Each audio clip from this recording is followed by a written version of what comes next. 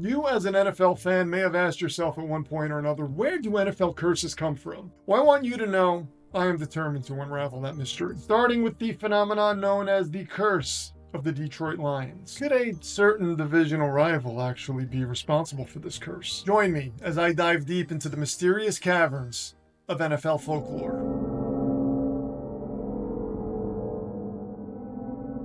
It all began in 1958 when the Detroit Lions, fresh off their 1957 NFL championship win, made a decision that may have changed their fate forever. They traded star quarterback Bobby Layne to the Pittsburgh Steelers. Now, to be fair, Detroit management had what some might consider to be valid reasons for doing this. Layne was 31, which at the time was equivalent to a quarterback entering his 40s in today's world. There were also injury concerns with Layne, having broken his ankle late in the 1957 season. During Layne's absence, it was backup quarterback Tobin Rote who took over. Facing a 27-7 deficit in the third quarter during a one-game playoff with the San Francisco 49ers, Rote led the Lions to a 31-27 comeback win and a date with the Cleveland Browns in the NFL championship game. And as if that wasn't enough, in what would become one of the greatest performances in playoff history, Rote led Detroit to a 59-14 thumping of the Cleveland Browns, claiming Detroit's third NFL championship of the 1950s. They were basically a dynasty by today's standards. By the way, Rote had 5 touchdowns in that game, 4 through the air and 1 on the ground. Now, considering Layne's injury and the fact that it was Rote and not Layne who led the Lions to that third title, Detroit had an idea. They figured Layne still had value, which he did.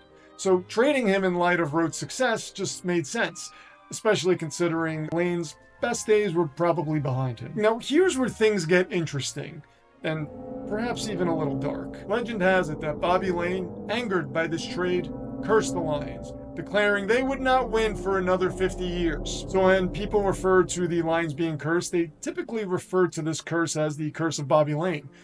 However, there's no evidence that he ever said any of that. Furthermore, even if he did say it, even in passing, the evidence I'm about to reveal to you totally debunks the idea of a Bobby Layne curse. See, if Layne's curse was a thing, it would have expired in 2008. Now, that's 50 years from the point of Layne's so-called pledge in 1958. Now, it is fair to point out that in 2008, the Lions did suffer the ultimate humiliation and became the first NFL team to ever go 0-16. But in 2009, the year the curse was supposed to have been lifted, they still only won 2 games. And since then, apart from some marginal success, they've pretty much been the same old Lions. Now, this doesn't add up, because when curses are lifted, don't fortunes typically change? This is what leads me to believe the curse of Bobby Layne is not a thing. And if anyone ever references it to you, kindly explain that it has been thoroughly debunked by your good friend the Pro Football Demon, and direct them to this video to substantiate your claim. So the question remains, are the Detroit Lions cursed? And if so,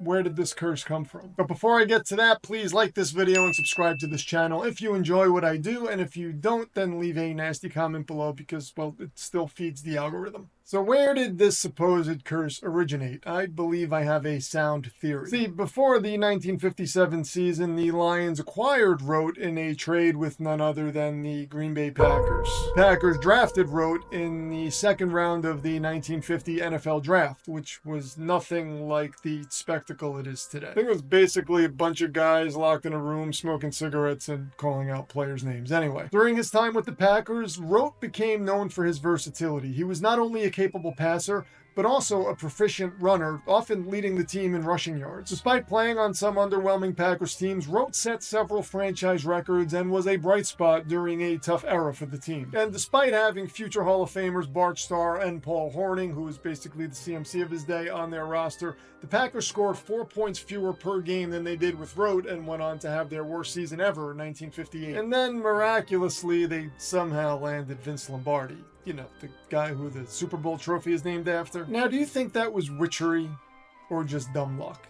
And be honest with yourself. And to fully explain how witchery may have been involved here, I will point you to a short story by Stephen King entitled The Mangler. The Mangler, first published in Cavalier magazine in 1972 and later included in King's collection Night Shift in 1978, centers around a possessed industrial laundry press / folder that injures and kills several people. The demonic possession of that machine happens through, and this is important, so please pay attention, a combination of accidental events that align to create a perfect storm for supernatural interference. Now, I'll give you an example of what I mean. Let's say in order to bring something forth, you need the eye of a toad, some deadly nightshade, the blood of a virgin, and a series of words being spoken. Well, a toddler can come along and scrape their knee in the same area where someone accidentally dropped an allergy pill, which happens to contain a chemical compound that is eerily similar to deadly nightshade. Then let's say someone comes along and says some words, and then someone else comes along and says some other words.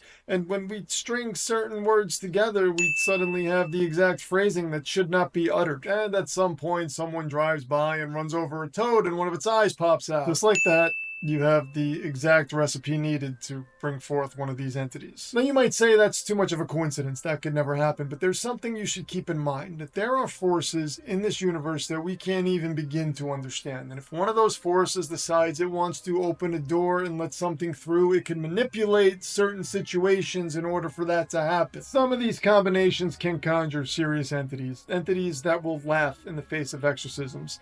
The Mangler even references demons powerful enough to chew stacks of Bibles and spit them out. And unfortunately, many of these entities are bloodthirsty. Now, before you get freaked out, keep in mind that there are demons out there that are not bloodthirsty. Demons that prefer to feed off of emotional pain and suffering, similar to what Lions fans have experienced over the decades. Now, you might be wondering how this is all related. Well, I believe there's enough here to at least consider the possibility that the Green Bay Packers organization sent their star player to Detroit as perhaps part of a ritual that would give Lions fans immediate gratification, but then never allow them to experience joy regardless of the situation. And in turn, allow Packers fans to experience an abundance of joy with seemingly no end in sight. And if you think that's crazy, I want you to ask yourself a few questions. How do the Packers seem to land franchise quarterback after franchise quarterback? Now, I know Favre and Rodgers only won one Super Bowl each, but the idea that a malevolent entity would only give you just enough and no more than it should seems rather on brand, doesn't it? Also, how is it that a team could have arguably the best running back of all time in Barry Sanders and arguably the best receiver of all time in Calvin Johnson, but still never come close to tasting glory? That seems pretty on brand for a demon too. On top of that, the Lions also drafted who was considered to be a generational quarterback in Matthew Stafford. He was never considered a bust, was always more than capable, and in his first season with a different organization went on to win a Super Bowl. And even now, with an incredible roster and a massive lead in the NFC Championship game, the Lions still somehow came up short. By the way, doesn't it seem like sometimes Dan Campbell makes oddly questionable decisions, almost as if there's some devil on his shoulder urging him to go for it when perhaps maybe he should be a little more conservative? I don't know, maybe this is just me being superstitious. Or maybe I'm onto something. I mean, to me, Dan Campbell looked like a man possessed in that Dallas game when he could have kicked the extra point for the tie, but insisted on going for two, even though he had several chances to alter that decision. And isn't it odd that the Lions are finally Super Bowl caliber, yet within a division, it's still the Green Bay Packers who appear to be their deadliest foe? Now, the Mangler narrative plays on themes of unintentional summoning and the randomness of fate, suggesting that malevolent forces can be unleashed by chance rather than intention. But in the case of the Lions and the Packers, perhaps Green Bay stumbled upon a situation and saw an opportunity that they hoped would work out in their favor and took advantage of that opportunity. And as it turns out, the cards fell where they needed to fall. And Detroit, in all of this, just happened to be an innocent bystander who was in the wrong place at the wrong time.